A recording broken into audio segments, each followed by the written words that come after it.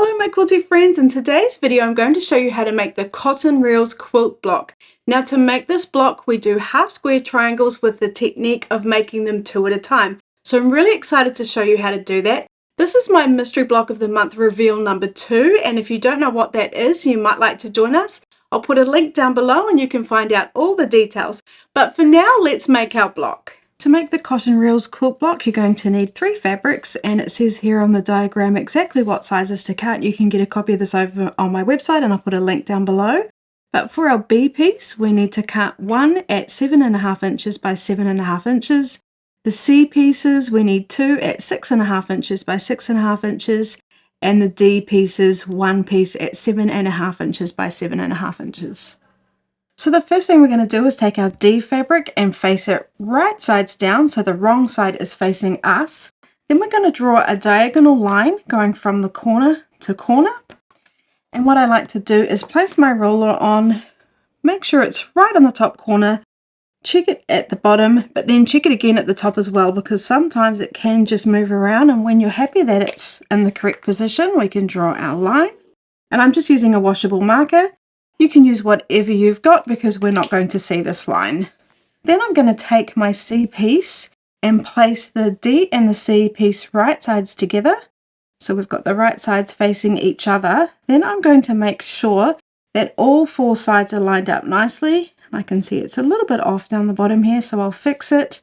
And then when I'm happy, I'm going to put pins in so it doesn't move around. I like to just put them in on either side of the line that we just drew so that they don't get in the way of our sewing.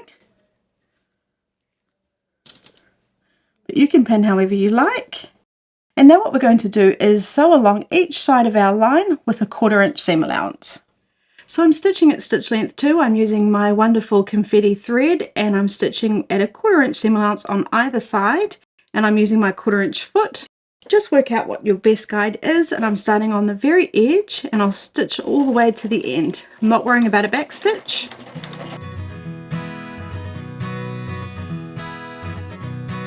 Coming off the edge, cutting my thread, and then I'm just going to turn it around and do exactly the same on the other side.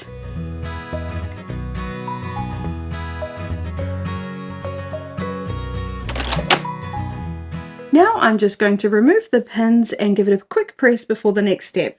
So now what we're going to do is cut along our diagonal line, creating our 2 half square triangles. So I'll just take my ruler, place it right on or just slightly next to that line. So when I cut, it's right on top of the line. Just like that. And now we have our 2 pieces. Let's press. So taking each of my pieces, now we already set the stitches when we pressed it before we cut it, I'm just going to open it up, and we're pressing the seams towards our D fabric. I'm just going to finger press in here so it's sitting really nicely before we press it. We don't want any creases in there. And then I'll press.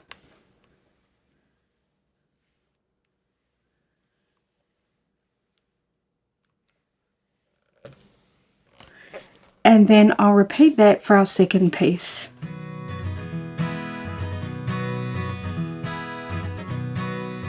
So now what we need to do for each of our half square triangles is square them up to measure 6.5 inches by 6.5 inches. So I'm going to take my ruler, take the 45-degree line and place it right on top of my seam line.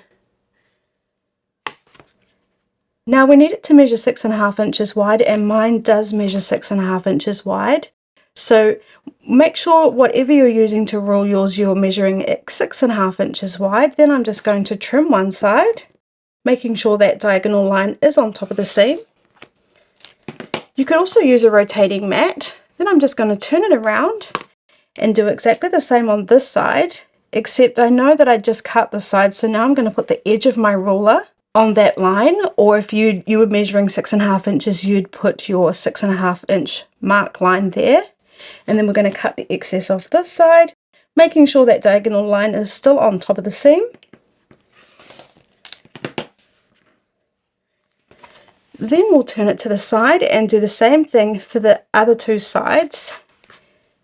And I'm going to use the diagonal line down the bottom this time. It's still the 45-degree line. So now we're making sure again, we're going to cut it at 6.5 inches. but I'm making sure that I'm catching it at both the bottom and the top here because we've already measured that. I'm making sure that when I trim it, it's going to be trimmed right on the points.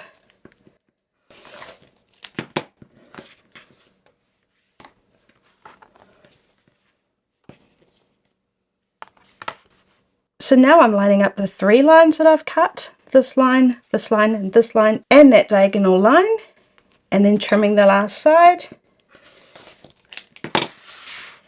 And now we have our half square triangle squared up perfectly. I'm going to do exactly the same for the second piece.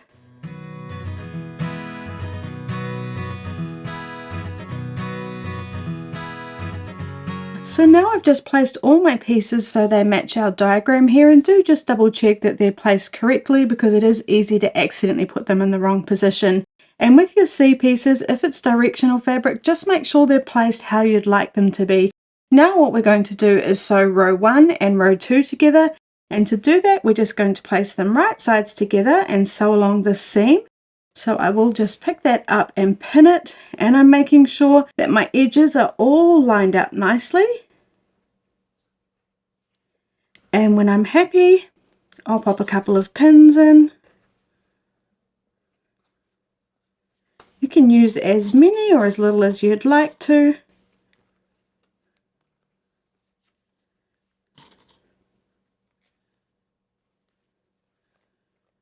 I'm just going to use 3. And where the join is here on the diagonal, that's where I actually like to start sewing. So I will start here and sew down rather than at the end where it's just a single piece of fabric and coming down to that join. So I'll do the same here. I'll place them right sides together, and we're going to sew along this edge. So I'll just pick it up and pin it, remembering that I want to start at this top corner here. Lining up all those edges.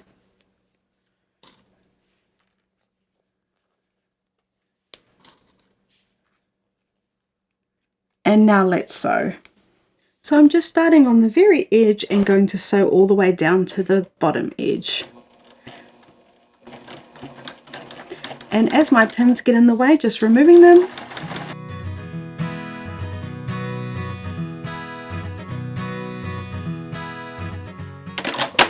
Cutting my thread and doing exactly the same for the second piece.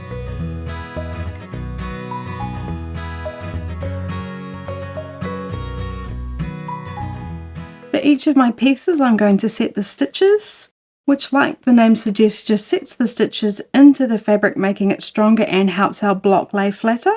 Then I'm going to open it up, and we want to press the seams towards our C piece. So I'm just going to make sure that they're facing the C piece here. Finger pressing, we don't want any creases in here, and then pressing.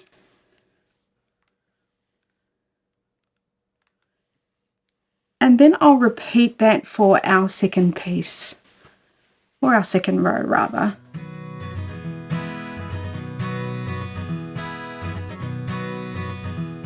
So just placing our rows back down and making sure they still match our diagram. Then we're just going to sew our last seam, so I'll place them right sides together.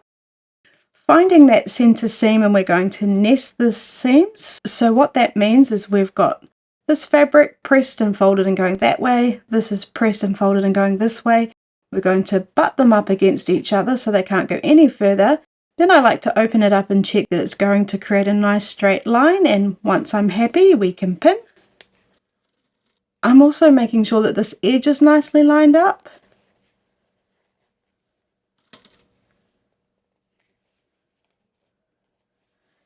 Then I'm going to come along to this side and just pin these edges, the corner, making sure these edges are all lined up nicely too.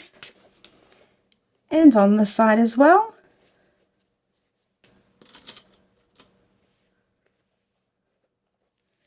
And then we can just make sure it's sitting nicely and pop a pin in the middle.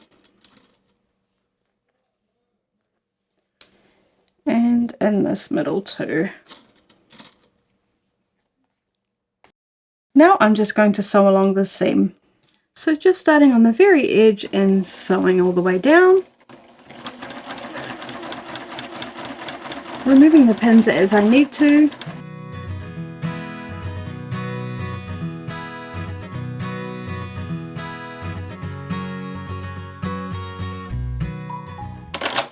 cutting my thread. So now what we can do is just open it up and check the center and that we're happy with how that's all met. And remember, if you're not happy with it, you can unpick those stitches and try again. But if it's worked out perfectly great, or if you think it's pretty good for me and I'm happy to move on, then just move on, because a finished quilt is a perfect quilt.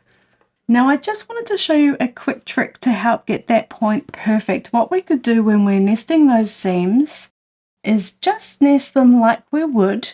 So we're butting up those seams there, lining up these edges here, but we can do a tricky little thing, and that's go in right above the point there on this side, and then find that point on the other side as well and pin, so we know that our points are all lined up nicely. I just push that down and open it up. You see, I can see that my points are all lined up nicely, and then from that point I would then carry on pinning, knowing that it's going to be perfect. Well, hopefully it's going to be perfect. And when I would sew along here, I would make sure that my stitches end up on the side closest to the edge of my fabric rather than inside the point here, because if the stitches are inside the point, we lose the point. So now we're going to set our stitches. And then what I'm going to do is press the seams open just so that it's going to sit nicely and flat, but this is really a personal preference at this point. You might like to press yours to the side. It's a little bit fiddly opening them up. And you can see here I've accidentally pressed these over. I'm just going to press them back because we want all our seams to stay in the position that we've pressed them. Then I'll just turn that over and give it one final press.